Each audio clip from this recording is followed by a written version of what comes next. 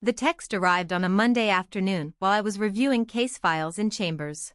Dad, Mom, and I have been talking. Your brother's boss, Judge Harold Brennan from the Ninth Circuit, is coming to my retirement party Saturday. This is important for Marcus's career. Having you there would raise questions we'd rather not answer. You understand?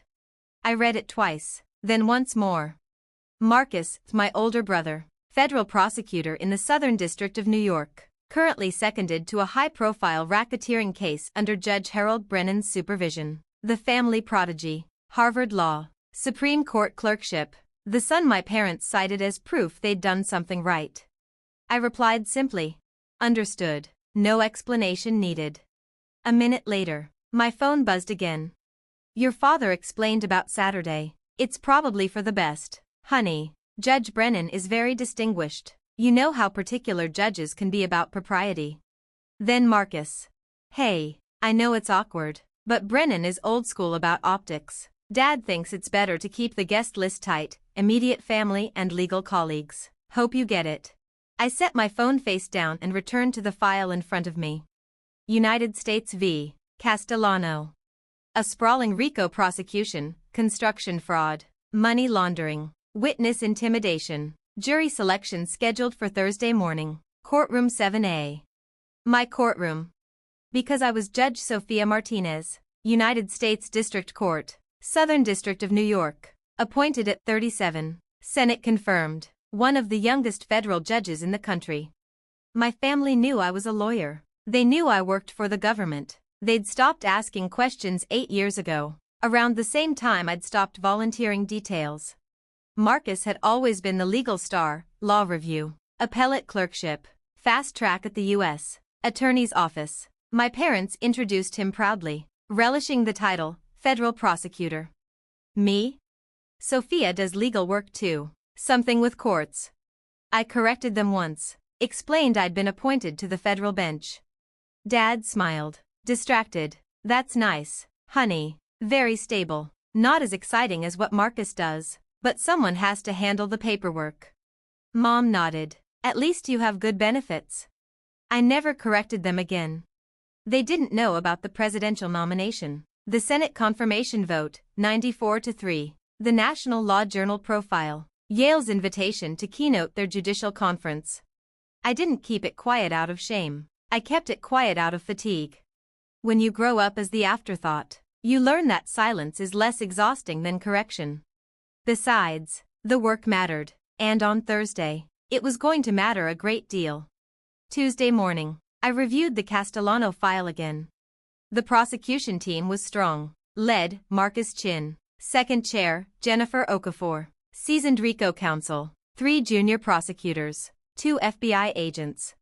Marcus had no idea his sister was the presiding judge. Why would he? He knew me as Sophia Chin. I'd taken my mother's maiden name, Martinez, early in my career. A professional boundary. A clean one. A knock. Judge Martinez. My assistant Patricia said. The prosecution is here for the pre-trial conference. Send them in. Marcus entered first, confident, composed, mid-sentence.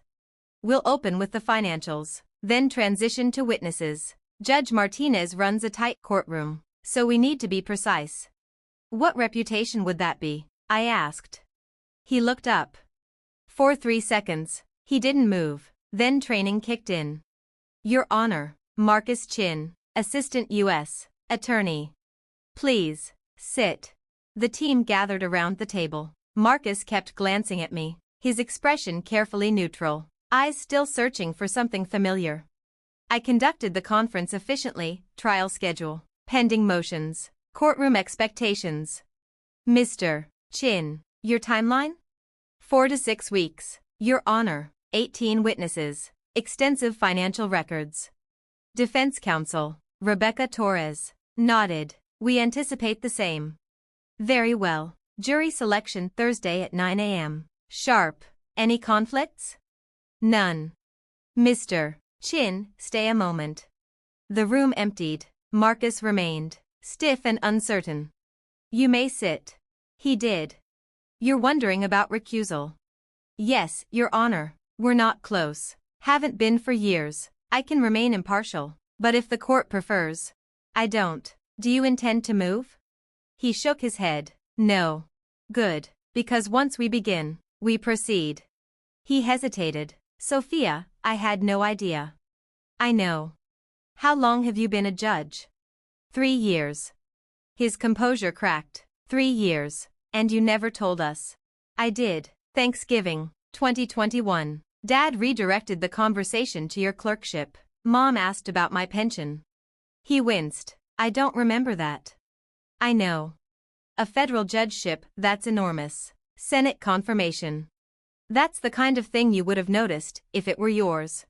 Silence. I made peace with being overlooked a long time ago. Marcus. You weren't overlooked. You're a federal judge.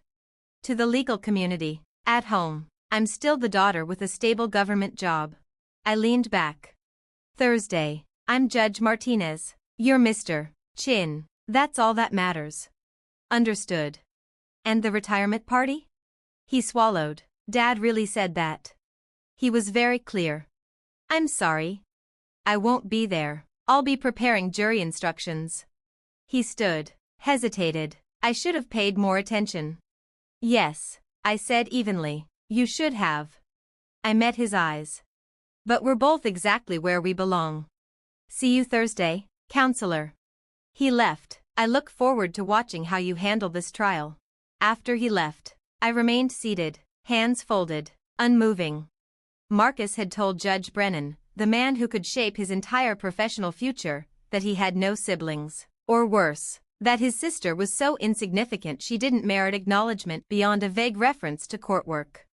It shouldn't have hurt. I had long since made peace with being overlooked. But this wasn't neglect. This was erasure. I reached for my phone. Me, James. Pull my Senate confirmation hearing transcript. I need the opening statement. James, now? Me, yes. 10 minutes later, the file appeared on my desk. I turned to page 4. Senator Williams, Judge Martinez. Your path to this bench is extraordinary. Daughter of immigrants. First-generation college graduate. Yale Law School on full scholarship. Clerkship with Justice Reynolds. A distinguished career in the U.S. Attorney's office before this appointment. Your family must be immensely proud. Sophia Martinez, Senator. My family has supported me in their own way, but this achievement is mine. I built it through work, not connections, and I am honored to serve. I remembered that day clearly. The gallery had been nearly empty. Marcus had a deposition. My parents were already on vacation. Only Justice Reynolds attended. He sat in the front row, hands folded, smiling when the final vote was announced. 94-3. Presidential appointment. One of the youngest federal judges in the country. And still, to my family, I was Sophia. She does government paperwork. The trial unfolded flawlessly. Marcus was excellent, methodical, confident, devastatingly precise. 18 shell corporations, $47 million laundered. Witness intimidation preserved on wiretaps. Judge Brennan attended every session, seated quietly in the gallery, taking notes. Friday afternoon, during a recess, he approached me. Judge Martinez. Exceptional courtroom control. You keep everyone disciplined. Thank you, Judge Brennan. Marcus Chin is performing superbly. His father must be immensely proud. I imagine so. I'm looking forward to tomorrow's celebration. 40 years of service, and a son poised to become a major figure in federal prosecution.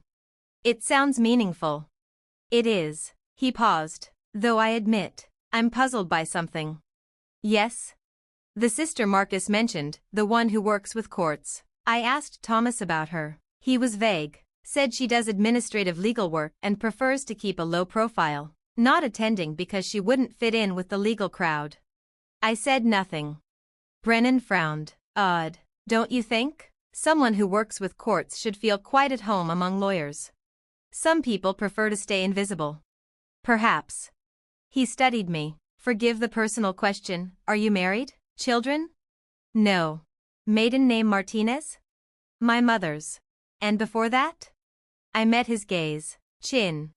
I watched the realization settle in. Curiosity gave way to shock. Shock hardened into anger. Sophia Chin. he said quietly. Marcus's sister. Yes. The sister who does administrative legal work. That's how my family describes me. You are a federal district court judge. Yes. He sat down heavily. How long? 3 years. And your family doesn't know. They know I'm a lawyer. They've never asked further. But this is a presidential appointment. Senate confirmed. Public record. Which they've never bothered to look up. And Marcus didn't know he was trying his case before his own sister. He does now. I told him Tuesday. Brennan exhaled slowly. And tomorrow's party, they excluded you because they thought you'd embarrass them. In essence. Because they believe you're a clerk? A paralegal? Something like that. He stood and paced. This is indefensible. Marcus has spent days describing his family's legal pedigree to me, his education, his trajectory. He's built an image of inherited excellence. He is excellent. Yes, but he erased you to enhance himself. He stopped. Sophia, may I call you that? Yes. You are one of the most capable jurists I've encountered in years. Your reasoning is airtight. Your presence commands respect. A 94-3 confirmation vote is almost unheard of today, and your family reduced you to paperwork. I'm aware. I will be attending that party tomorrow, he said firmly, and I will tell Thomas Chin exactly who his daughter is. That isn't necessary. It absolutely is. This isn't about family conflict, it's about integrity. Marcus leveraged my mentorship while misrepresenting the truth. That ends. Saturday evening. I stayed home. Comfortable clothes, Thai food, a good bottle of wine. At 7:15 p.m. My phone began to buzz. Marcus, Sophia. What the hell? Marcus, Brennan just told Dad you're a federal judge. Marcus, call me. Now. I silenced the phone and continued eating. By 8:47, the messages multiplied. Dad, Sophia. Dad, Judge Brennan says you're a federal district court judge. Is this true? Mom, honey, why didn't you tell us? Marcus, Dad is losing it. Marcus, Brennan asked why you weren't here when you're one of the youngest federal judges in the country, in front of everyone. Dad, this is extremely embarrassing. I poured more wine. At 9:23, the phone rang. I let it go to voicemail. Sophia, my father said tightly, Judge Brennan is telling people things we didn't know. People are asking questions. We don't know what to say. Please call us. I deleted it. At 10:04, a new message appeared. Unknown, Judge Martinez. This is Harold Brennan. I hope I haven't overstepped. Your father seemed genuinely stunned. I may have been blunt, but listening to him boast about Marcus while remaining ignorant of your accomplishments was intolerable. I hope you'll forgive the intrusion. HB. I replied. Judge Brennan, no apology needed. You told the truth. What they do with it is their responsibility. Thank you for your integrity. The rest of the night was quiet. I finished my wine, watched a documentary, and went to bed early. And then Brennan pulled out his phone. Your Senate confirmation hearing. The National Law Journal profile. Your appointment announcement. Dad went completely white. I can imagine. Mom tried to explain that you'd never told them. Brennan asked when anyone last actually asked about your work. Marcus set down his coffee. Sophia. I couldn't answer. I genuinely don't remember ever asking. You didn't. Why didn't you make us pay attention? Force us? Because I was tired. Tired of fighting for recognition. Tired of having my achievements minimized. Easier to let you all believe what you wanted and build my life separately. But a federal judgeship should have mattered without me shoving it in your face. The fact that I had to let Judge Brennan reveal it just to get your attention proves my point. You didn't trick him. You told the truth. After he assumed I was a paralegal, I could have corrected him. I chose not to. Why? To see if anyone would look past assumptions, if anyone would care enough. I met his eyes. You told Brennan you didn't have siblings. Marcus flinched. I didn't. I mean, I mentioned you once, but you erased me. Marcus. You told the man mentoring your career that you were an only child because acknowledging me would complicate your narrative as the family's legal genius. That's not fair. Isn't it? Your success isn't in competition with mine, but you and Dad and Mom made it so. You needed to be the golden child. I had to be invisible. That was my role. So you just left? No. I built a career that eventually made the truth undeniable. I didn't leave. I just stopped begging for recognition. He sank into his chair. Brennan ripped me a new one after the party, in front of half the prosecution team. Said I misrepresented my background. Professional integrity requires honesty about family, not just cases. He's right. He also said you're one of the sharpest legal minds he's seen in a decade. Courtroom management, reasoning, textbook perfect. One of the most respected judges in the circuit. That's generous of him. Is it true? I'm good at my job, Marcus, just like you're good at yours. But you're exceptional. I had no idea. We sat in silence. The trial, he said finally. Is it weird having me in your courtroom? No. In courtroom 7A. You're a prosecutor. I'm the judge. Our family history is irrelevant. Brennan said most judges would recuse themselves. I considered it, but we're not close enough for bias. Recusal would have been safe, not necessary. You'll rule fairly.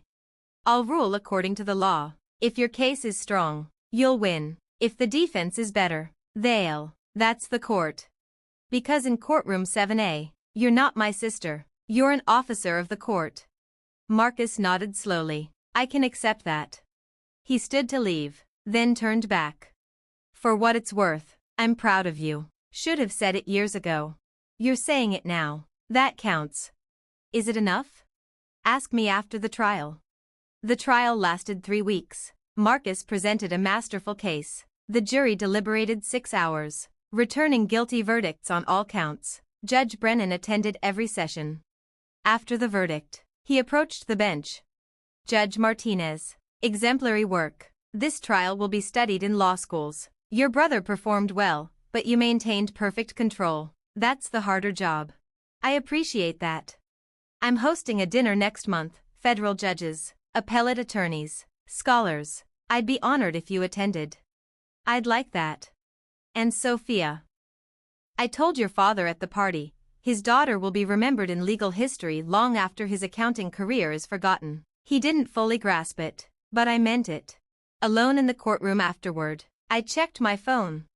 Dad, Mom, and I want to take you to dinner to properly celebrate your appointment. 3 years late, but better late than never. Please. I typed, next Sunday, 7 p.m. I'll choose the restaurant. And Sophia, we're sorry. We should have seen you. See you Sunday. Sunday evening. I chose a restaurant near the courthouse. Walls lined with historic legal photographs. My family arrived early, Marcus included. Conversation was tentative. Dad spoke first. Sophia, we owe you the truth. Do you want to know my career, or just feel better for missing it? Mom winced. That's harsh. It's honest. I'm not interested in performative guilt. If you're curious, I'll share. If not, we can end dinner now. Dad inhaled. I want to know. Really, 40 years of work, and I realized I have no idea what my daughter built.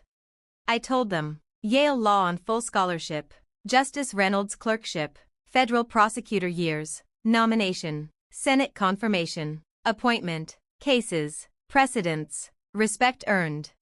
Marcus nodded quietly. The Castellano case, you'll be cited for years. Jury instructions perfect. My team's studying them. Good. That's how law improves.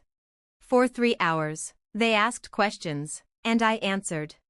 As we left, Dad stopped me. I told everyone at work about you this week. Shared the National Law Journal article. Your confirmation. Been bragging for days. That's nice, Dad. It doesn't erase the past, but I'm proud. So incredibly proud. Thank you. Can we do this again? Regular dinners, really talking?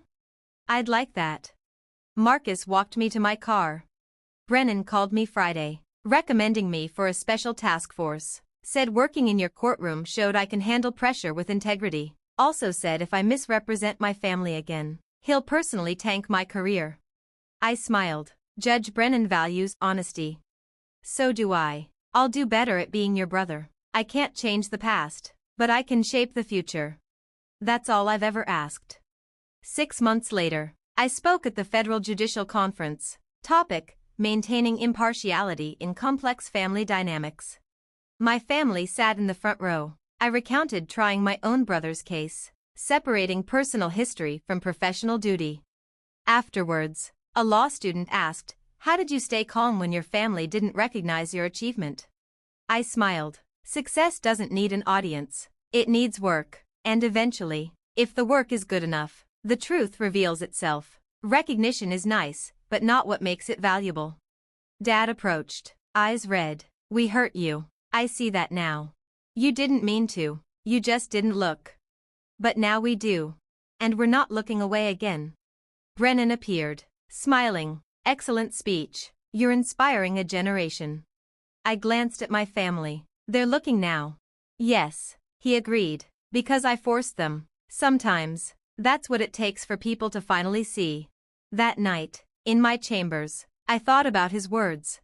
I hadn't needed to force recognition myself. I built a life, a legacy, and waited for reality to intervene, and it had, through someone who understood what my work truly meant. Judge Harold Brennan believed I'd be remembered in legal history. My family once thought I'd embarrassed them at a party. The truth was somewhere in between. I was Sophia Martinez, federal judge, building a legacy, case by case, witnesses optional. Though, admittedly, better with them.